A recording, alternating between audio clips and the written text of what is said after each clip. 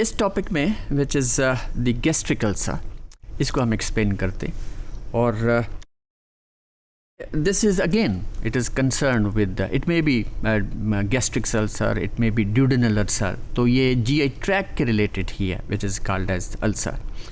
So the digestive tract is coated, जैसे हमने पहले भी पढ़ा था कि जो पूरे का पूरा digestive tract है, right from the esophagus or the mouth to the anus, तो it is all coated with mucus. और ये mucus है जो कि underlying मसल्स को, अंडरलाइंग लेयर्स को, जीआई ट्रैक की उसको प्रोटेक्ट करता है.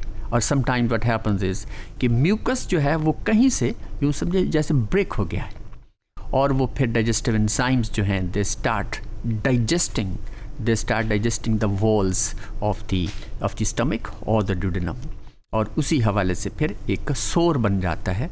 और ये this is what is called as the gas ulcers. So it is, or obviously, it is the amount of acid, in fact, is increased in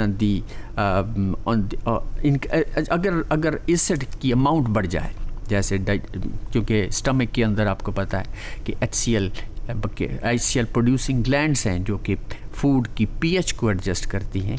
अगर वो acid बढ़ जाए, अगर उसकी एसिड की अमाउंट बढ़ जाए और जिसकी वजह से वो फिर म्यूकस जो है वो भी डाइजेस्ट हो जाती है और फिर साथ ही साथ अंडरलाइंग मसल्स भी डाइजेस्ट होने शुरू हो जाते हैं और वहाँ पे होल भी बन सकता है. सो और the amount of mucus is decreased, तो सो अल्सर डेवलप्स. तो sore in digestive tract, particularly stomach and duodenum.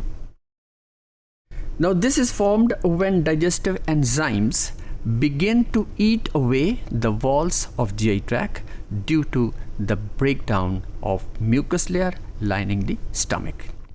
Now a hole in the lining of the stomach corroded by acidic digestive juices which are secreted by the stomach cells, जिससे हम so this is what happens in ulcer कि सबसे पहले तो जो mucus layer है वो break होती है और उसके बाद क्योंकि प्रोटेक्टिव लेयर तो यही है, जब ये ब्रेक हो जाती है तो वो फिर इसका स्टमक के मसल्स, स्टमक की लाइनिंग्स जो हैं वो ब्रेक डाउन हो जाती हैं, वो डाइजेस्ट होने एक लिहाज से शुरू हो जाती हैं.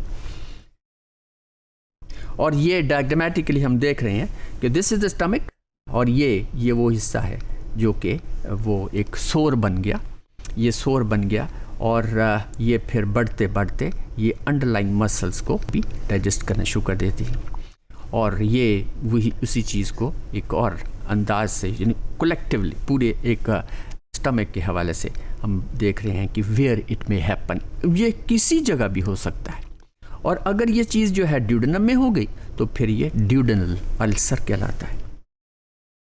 अब हम ये कॉजेज़ की बात करते हैं कि ये जो गैस्ट्रिक अल्सर है या ड्यूडेनल अल्सर भी कहते हैं जैसे, क्योंकि अगर चाहिए दो अलग अलग चीज़ें हैं, गैस्ट्रिक अल्सर और ड्यूडेनल अल्सर, तो ये इसके कॉजेज़ क्या है.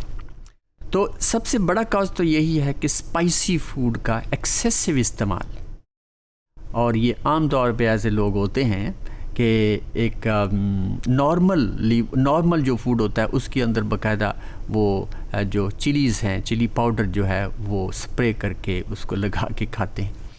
तो या फिर और ज़ाहिर है कि एक्सेसिव इस्तेमाल से वो चिलीज़ जो हैं वो फिर उस म्यूकस को ब्रेक करती हैं.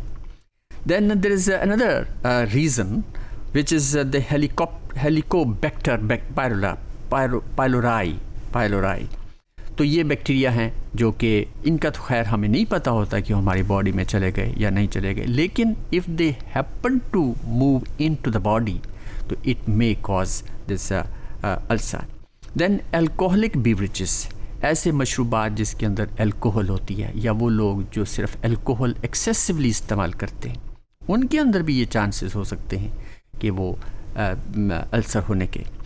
Then there is a irregular use of certain painkillers या पेन रिलीवर्स. आजकल ये बहुत ही आम चीज़ हो गई है कि ज़रा सा भी हेडेक हो या मस्कुलर पेन हो या जॉइंट पेन हो या किसी किस्म की बॉडी के अंदर पेन है तो लोग वो इस तरह की पेन किलर्स इस्तेमाल करते हैं. तो ये भी एक्सेसिव यूज़ अगर हो तो ये अल्सर के चांसेस भी बढ़ जाते हैं। फिर उसके बाद अनट्रीटेड स्ट्रेस।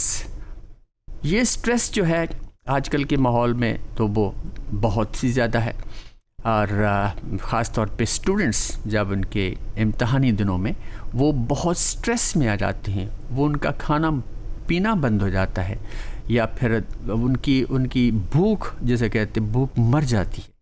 तो ऐसे में गैस्ट्रिक जूस की प्रोडक्शन जारी रहती है और वो फिर अल्सर के चांसेस भी हो सकते हैं।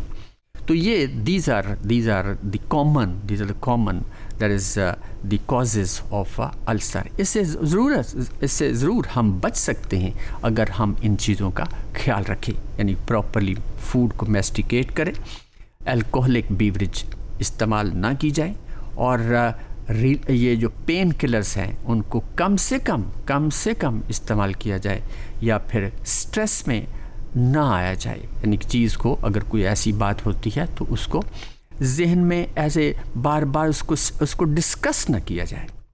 तो ये तमाम चीज़ें जो हैं ये भी मूजब बनती हैं इस अल्सर का। So this is all about this gastric ulcer.